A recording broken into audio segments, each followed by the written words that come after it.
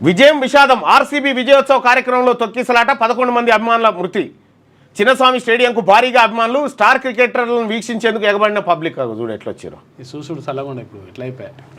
కెపాసిటీకి మించి ఫ్యాన్స్ రావడంతో చేదాటిన పరిస్థితులు. తొక్కిసలాట ఘటనపై సిద్ధరామయ్య విచారం, 15 రోజుల్లో నివేదిక సమర్పించాలని ఆదేశం. బాధిత కుటుంబాలకు 10 లక్షల పరిహారం ప్రకటన.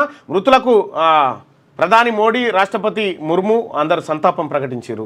ఆర్సీబీ గెలుపు సంబరాలు ఆదిలోనే ఆవిరైపోయాయి. 13 ఏళ్ల తర్వాత ఐపీఎల్ కప్పు గెలుచుకొని సొంత గడ్డపై అడుగుపెట్టిన రాయల్ ఛాలెంజర్స్ బెంగళూరు టీంకు చేదు అనుభవమే మిగిలింది. తమ రాష్ట్ర జట్టు గ్రాండ్ సక్సెస్ కొట్టిందని సంబరాలు అంబరానంటేలా చేసుకుందామనుకున్న కర్ణాటక ప్రజల ముంగిట విషాదమే మిగిలింది. బెంగళూరు చిన్నస్వామి స్టేడియంలో ఆర్సీబీ టీం సభ్యుల కోసం ఏర్పాటు చేసిన సన్మాన కార్యక్రమంలో బుధవారం తొక్కిసలాట చోటు చేసుకుంది. ఈ ప్రమాదంలో మొత్తం 11 మంది క్రికెట్ అభిమానులు మృతి చెందారు. దాదాపు 60 మంది వరకు గాయపడ్డారు. మృతుల్లో పలువురు మహిళలు కూడా ఉన్నారు. అయితే తొక్కిసలాట వద్ద పరిస్థితులు ఆందోళనకరంగా మారడంతో వెంటనే అప్రమత్తమైన ప్రభుత్వ అధికారులు, పోలీసులు గాయపడిన వారిని ఆసుపత్రులకు తరలించారు. ఆర్సీబీ క్రికెటర్లు బుధవారం అహ్మదాబాద్ నుంచి బెంగళూరు రాగానే రాష్ట్ర ముఖ్యమంత్రి సిద్ధరామయ్య, ఉప ముఖ్యమంత్రి డీకే శివకుమార్ వారికి సాదర స్వాగతం పలికారు. సుదీర్ఘ కాలం తర్వాత Royal Challengers Bengaluru team IPL cup గెలుచుకోవడంతో చిన్నస్వామి స్టేడియంలో వారికి సన్మాన కార్యక్రమాన్ని ఏర్పాటు చేశారట. తొక్కిసలాట ఎంత ఆగమైపోయారు చూడు.